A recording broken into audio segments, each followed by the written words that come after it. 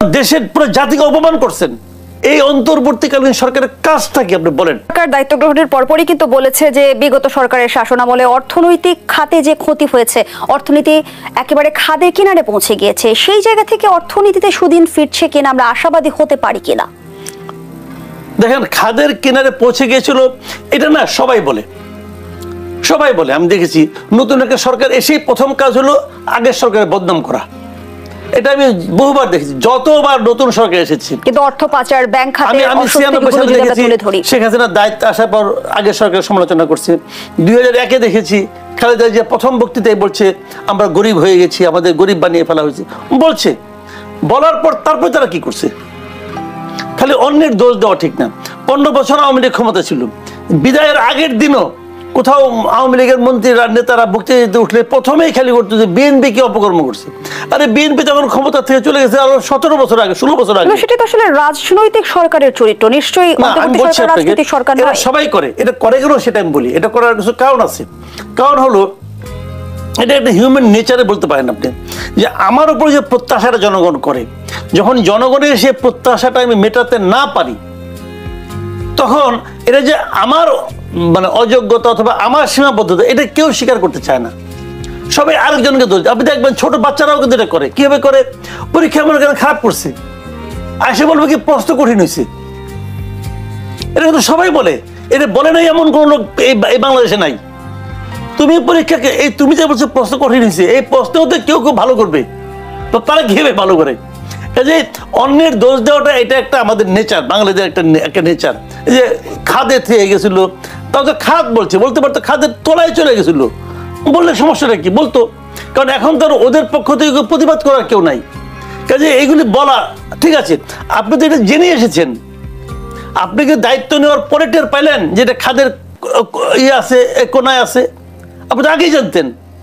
আর যদি খাদের কোনায় থাকে তাহলে সেটা যদি আপনার পক্ষে হ্যান্ডেল করা সম্ভব না হয়, আপনি দায়িত্ব ছেড়ে দেন, আরেকজন আসবে। এমন তো না এই দেশে আপনি একমাত্র ব্যক্তি পারবেন, আর কেউ পারবে না, আরেকজন পারবে, সমস্যা তো নাই কোনো। আমার কথা হলো কি, আপনি যেভাবে পেয়েছেন সেভাবেই পেয়েছেন। ওইটাকে মাথায় রেখেই আপনাকে উন্নতি করতে হবে, ওইটাকে মাথায় রেখে আপনাকে জনগণের চাহিদা মেটানোর চেষ্টা করতে হবে। কতটুকু পারবেন কি পারবেন এটা জনগণ দেখবে। আপনার কাছে কেউ বলে নাই যে আপনি দায়িত্ব নেওয়ার পরেই দেশটাকে সুইজারল্যান্ড বানাই দেন অথবা বেহেশত বানাই দেন, এটা কেউ বলে নাই। কিন্তু এক ধরনের জনগণের প্রত্যাশার চাপ তো নিশ্চয়ই জনগণের প্রত্যাশা সবসময় থাকে, সবসময় থাকে, ওটা কোনো ব্যাপার না। ওই প্রত্যাশাকে আপনাকে হ্যান্ডেল করতে হবে। আপনাকে জনগণের, যখন আপনি জনগণের সঙ্গে ট্রান্সপারেন্ট হবেন, তখন জনগণ বুঝবে যে কি কারণে সে পারছে অথবা কি কারণে সে পারছে না। আপনি তো ট্রান্সপারেন্ট না। আপনাকে কথার বলতে, যেমন ফ্যামিলিতে মনে করেন গৃহকর্তা বেশি ইনকাম করে না, কম ইনকাম করে। সে যদি তার ছেলে মেয়েকে বলে যে বাবারা আমার ইনকাম কম, অতএব তুমি এটাই খাবা, আমি তোমাকে ওই অত দামি জিনিস খাওয়াতে পারবো না, আপনি যদি ট্রান্সপারেন্ট হন, তাহলে কি হয়, ওই পরিবারের সদস্যরা কিন্তু ওই গৃহকর্তার সঙ্গে একীভূত হয়ে যায়। তারাও ভাবে হ্যাঁ তাই তো, ওনার তো ইনকাম কম। কিন্তু আপনি যদি ভাব দেখান যে বিরাট কিছু খাবার দেওয়ার সময় দিচ্ছেন ডাল ভাত, তাহলে হবে না। আমি এদেরকে বলছি সরকারকে ট্রান্সপারেন্ট, সরকার ট্রান্সপারেন্ট না। সরকার কোনো ক্ষেত্রে ট্রান্সপারেন্ট না। সরকার কিভাবে উপদেষ্টাদের নিয়োগ করলো কোনো ট্রান্সপারেন্সি নাই, কেউ জানে না। কেউ জানে না কে কিভাবে উপদেষ্টা হয়েছে, কেউ জানে না। আবার উপদেষ্টারা কি কাজ করছে এই ক্ষেত্রেও সে ট্রান্সপারেন্ট না। কিছু বললেই ধমক দেয়, কিছু বললেই সে মন খারাপ করে, রাগ করে, অভিমান করে, এগুলি করে। নির্বাচন করতে আসছে, নির্বাচন কবে হবে এখন পর্যন্ত কেউ বলে না যে নির্বাচন কবে হবে। যদিও অন্তর্বর্তী সরকারের পক্ষ থেকে জানানো হয়েছে ডিসেম্বর থেকে জুনের মধ্যে জাতীয় নির্বাচন হতে পারে। এ বিষয়ে হতাশা ব্যক্ত করেছেন বিএনপি মহাসচিব মির্জা ফখরুল ইসলাম আলমগীর। তিনি বলেছেন আমাদের স্বার্থে, জনগণের স্বার্থে যদি কোনো বিঘ্ন সৃষ্টি করা হয় তাহলে বিএনপি আবারও মাঠে নামবে। ঈদের পরে আবারও কি সংঘাতের রাজনীতির দিকে আমরা অগ্রসর হচ্ছি? এখানে ঈদের পরেই নামবে এটা আমি বলছি না, হয়তো কিছুদিন দেরিও করতে পারে। কিন্তু প্রশ্নটা হলো যে দেখেন, এই সরকার দায়িত্ব নিয়েছে 8 মাস হয়ে গেল। 8 মাস পরেও এই সরকারের কারোর কাছ থেকে এ পর্যন্ত আপনি শুনতে পারেন নাই, জানতে পারেন নাই, কেউ জানতে পারে নাই নির্বাচন কবে হবে। সবসময় একটু ধোঁয়াশা। প্রথমে বলেছে জানুয়ারি, ডিসেম্বরে অথবা আগামী বছর জুনে। তারপরে বলছে যে ছোট প্যাকেজ বড় প্যাকেজের কি নাটকের কাহিনী বলছে, ছোট প্যাকেজ হলে অতটা, বড় প্যাকেজ হলে অতটা।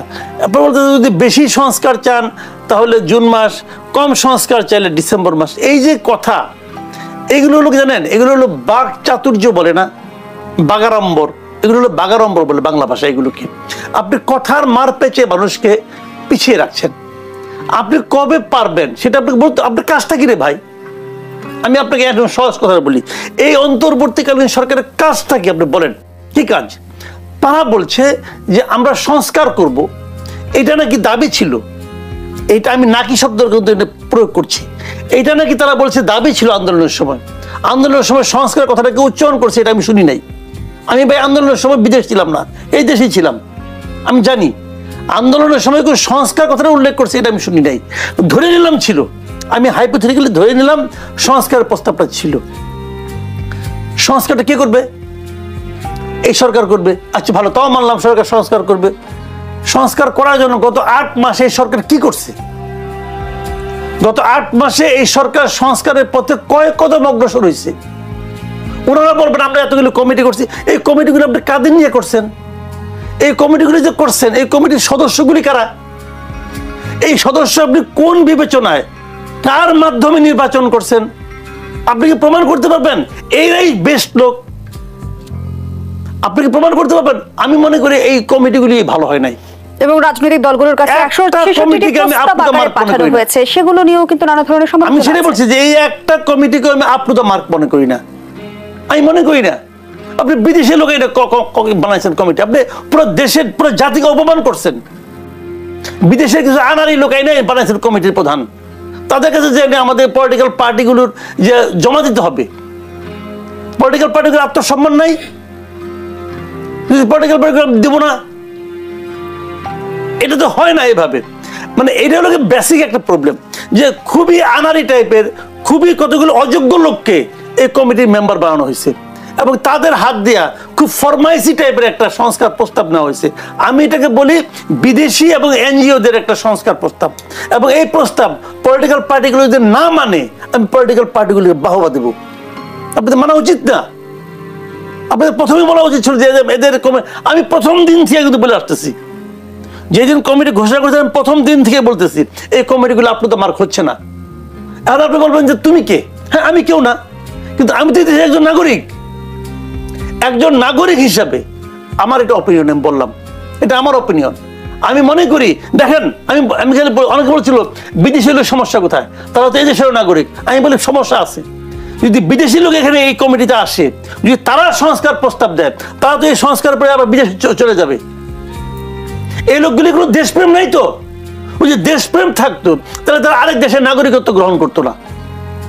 যদি বলে যে আমি আরেকজনের চাপে পেরে গেছি, তাহলে ঠিক আছে আপনি এখন আসছেন, ওই নাগরিকত্ব ছেড়ে আসেন। কেউ তো ওই নাগরিকত্ব ছেড়ে আসে নাই, না আলী রিয়াজ, না মনির হায়দার, না কামাল আহমেদ, কেউ না। তারা আবার ওখানে যায়, ওখানে আবার ওই নাগরিকত্ব হবে, মানে তারা গাছের ডাও খাবে, তলার ডাও কুড়াবে। পাশাপাশি আমাদের পুরো জাতিকে তারা অপমান করেছে। তারা বলে দিছে যে আমি আলী রিয়াজ ছাড়া বাংলাদেশ আর কেউ নাই। এটা হয় না, এটা ভেরি আনফর্চুনেট। অথচ ইউনূস সাহেব এটা করতেছেন, ইউনূস সাহেব আরো করছেন, আরো অনেকগুলো উপদেষ্টা নিয়োগ করছেন যারা নাকি বিদেশের নাগরিক। আমি প্রথমেই মনে করি যে বিদেশি নাগরিক যারা আমাদের কোনো রাষ্ট্রীয় কাজে আসবে তাদেরকে আনা উচিত না, তাদেরকে করে ছেড়ে আসতে হবে। ওই যে ছেড়ে আসার মতো সাহস না থাকে, এনে এসে দায়িত্ব নেওয়ার মতো লোভজনক তারা না দেখায়। এই লোকগুলো লোভী, লোভী এই লোকগুলো, তারা গাছের ডাও খাবে, তলার ডাও করাবে। এটা হওয়া উচিত না। আমাদের এখানে বহুত ক্যাপেবল লোক আছে। বর্তমান রাজনৈতিক বাস্তবতায় যখন সংস্কার ঘিরে নানা ধরনের মত পার্থক্য দেখছে রাজনৈতিক দলগুলোর মাঝে, এরই মাঝে এনসিপির মুখ্য সংগঠক সার্জিস আলম অন্তর্বর্তী সরকারের প্রধান উপদেষ্টাকে 5 বছরের জন্য প্রধানমন্ত্রী হিসেবে দেখার আকাঙ্ক্ষা ব্যক্ত করেছেন। রাজনৈতিক অঙ্গনের রাজনৈতিক দলগুলোর মাঝে নতুন করে আসলে অস্বস্তি তৈরি করবে কিনা এই ধরনের পোস্ট? খুবই অস্বস্তি তৈরি করবে, খুবই অস্বস্তি। বাংলাদেশের ইতিহাসে এখন পর্যন্ত নির্দলীয় কোনো সরকার, মানে যারা নাকি হয় তত্ত্বাবধায়ক ফর্মে আসুক অথবা অন্তর্বর্তীকালীন ফর্মে আসুক, কোনো সরকার প্রধান এই আকাঙ্ক্ষা ব্যক্ত করে নাই যে সে নির্বাচিত সরকারের দায়িত্ব নিবে। এই সরকারও ব্যক্ত করে নাই। আমি মনে করি ইউনূস সাহেব নিজে নিশ্চিত বলে নাই, কিন্তু যখন ইউনূস সাহেবের নামে যখন আরেকজন লোক বলে এবং গুরুত্বপূর্ণ লোক বলে, ইউনূস সাহেব তো এই দলকে মানে আপনি উৎসাহ দিচ্ছে দলটা গঠন করার জন্য, সেই দলের কেউ যখন এটা বলে তখন ওই সরকার প্রধানের নিরপেক্ষতা আর থাকে না। ওই সরকার প্রধান, এবং এইটা বলার মাধ্যমে সার্জিস একসঙ্গে দুইটা কাজ করছে। প্রথমত কাজ করছে যে জিনিসটা, সে তাদের রাজনীতিটাকে মানুষের কাছে তারা গ্রহণযোগ্য হতে চায়, তারা ইউনূস সাহেবের জনপ্রিয়তাটাকে ইউজ করার চেষ্টা করতেছে। ইউনূস সাহেবের এখন পর্যন্ত জনপ্রিয়তা আছে কিন্তু ইউনূস সাহেবকে অনেকেই ভালোবাসে, আমিও ভালোবাসি। এখন ইউনূস সাহেবের জনপ্রিয়তাকে এই সার্জিস আলমরা এখন ব্যবহার করার চেষ্টা করতেছে, মানুষকে বলার চেষ্টা করতেছে আমাদেরকে ভোট দেওয়া মানে ইউনূস সাহেবকে ভোট দেওয়া, আমরা ইলেক্টেড হলে ইউনূস সাহেবকে আমরা প্রধানমন্ত্রী বানাবো বলার চেষ্টা করতেছি। এটা তারা তাদের লাভ করার চেষ্টা করছে। ইতিমধ্যে কিন্তু রাজনৈতিক দলগুলো অভিযোগ করছে যে এনসিপি কিংস পার্টি। এটা তো অত কথাই, এনসিপি তো king's party. NCP king's party না, কিং না থাকলে এই পার্টির অস্তিত্ব আছে। এনসিপিতে কিং এর উৎসাহে এটা তৈরি হয়েছে। ইউনূস সাহেব তো নিজেই বলছেন যে আমি ওদেরকে বলছি তোমরা পলিটিক্যাল পার্টি করো, তারা পলিটিক্যাল পার্টি করছে, তার কাছে উৎসাহ পায়। এবং এই পার্টির এই ছাত্রদের প্রতিনিধিত্ব এখনো ওই গভর্নমেন্টের মধ্যে আছে, দুইজন তো আছে না, ওরা গভর্নমেন্টের পার্ট, কিন্তু ওদের কথাবার্তা চাল চলন সবকিছুর সঙ্গে এই পার্টির মিল আছে, বোঝাই যায়। এরা তো এদের সঙ্গে 2 দিন আগে ছিল, তো আছে। King's party is very much king's party, এতে কোনো সন্দেহ নাই, এখানে সন্দেহ করার কোনো কারণ নাই। এখন প্রশ্নটা হলো কি, সরাসরি তারা ডক্টর ইউনূসকে ব্যবহার করা শুরু করছে। এদের লস যেটা হয়েছে, লাভ যেটা হয়েছে এদের, আর লস যেটা হয়েছে এটা ইউনূস সাহেবের। কারণ এই বাচ্চা ছেলে অথবা এরা যত অপকর্ম করবে এখন সামনের দিনগুলো, অপকর্ম অনেক করবে, অলরেডি করতেও আছে। যত এদের বদনাম হবে, সব বদনামের পরোক্ষ ভাগিদার কিন্তু ডক্টর ইউনূস হবেন, তার দায় দায়িত্ব ডক্টর ইউনূসকে নিতে হবে। কখনো সামাজিক যোগাযোগ মাধ্যমে ঘোষণা দিয়ে মব তৈরি হয়ে যাচ্ছে, কখনো বিতর্কিত পোস্টে রাজনৈতিক অঙ্গনে এক ধরনের উত্তপ্ত পরিস্থিতি সৃষ্টি হচ্ছে। বিএনপি মহাসচিবও যেমনটি বলেছে যে নৈরাজ্য সৃষ্টি করছেন ইনফ্লুয়েন্সাররা। কি বলবেন সবকিছু মিলিয়ে? দেখেন, একটা কথা হলো কি, এই যে সামাজিক যোগাযোগ মাধ্যম এটা এত পাওয়ারফুল হলো কিভাবে, এটাকে আগে আপনাকে বুঝতে হবে, এটা আগে মাথায় নিতে হবে। পাওয়ারফুল হলো কিভাবে? দুভাবে। প্রথম ভাব হলো যে ইন্টারনেট খুব অ্যাভেলেবেল হয়ে গেছে, যে কারণে সবাই এখন দুনিয়ার যেখানে যা কিছু ঘটছে মুহূর্তের মধ্যে জেনে যাচ্ছে। এটা একটা পজিটিভ দিক। কাজে মানুষকে আপনার ওই যে আবল তাবল বুঝিয়ে থাপথুপ দিয়ে রাখবেন, এটা পারবেন না। মানুষ চট করে জেনে যাচ্ছে যে আমেরিকায় কি হচ্ছে, কানাডায় কি হচ্ছে, শ্রীলঙ্কায় কি হচ্ছে, তার কিন্তু 10 মিনিট অপেক্ষা করতে হচ্ছে না, সে জেনে যাচ্ছে। পরের দিন সকালে পত্রিকা বেরোবে, তারপর সেটা পড়ে সে বুঝবে, তার লাগে না, সঙ্গে সঙ্গে সে পারে। এই জন্য এটার মাধ্যম হলো সামাজিক মাধ্যম, এটা একটা বিষয়।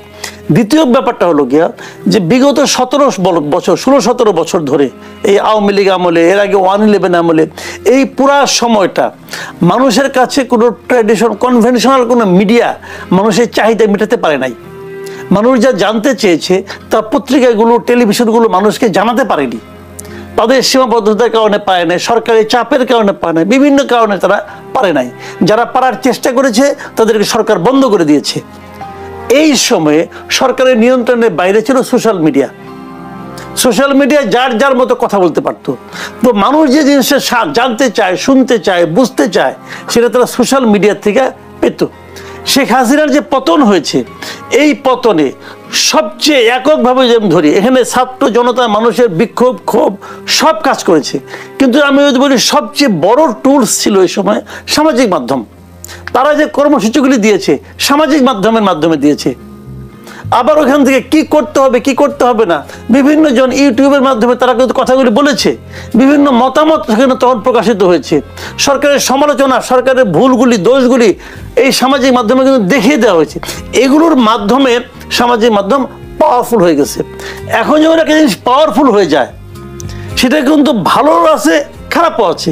যদি সেটা খারাপভাবে ব্যবহার করেন খারাপ হবে, যদি ভালোভাবে ব্যবহার করেন ভালো হবে।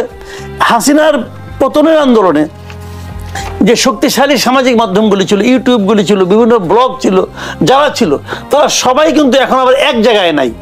তখন একটা কমন ভিলেন ছিল সবার সামনে, হাসিনা। এখন তো হাসিনা নাই, এখন কিন্তু সবার দিক নিয়ে সবার যার যার স্বার্থ আলাদা আলাদা হয়ে গেছে। কেউ এটা চায়, কেউ জামাতকে চায়, কেউ বিএনপিকে চায়, কেউ আবার আওয়ামী লীগকে ফিরিয়ে আনতে চায়, আবার কেউ আরেকটা চায়, কেউ আবার আপনার ইউনূস সরকারকে চায়। এক একজন এক একটা চায়, কিন্তু প্রত্যেকের আলাদা আলাদা এজেন্ডা হয়ে গেছে। এই এজেন্ডাগুলো নিয়ে এখন নানা রকম আলোচনা হয়, বিভ্রাট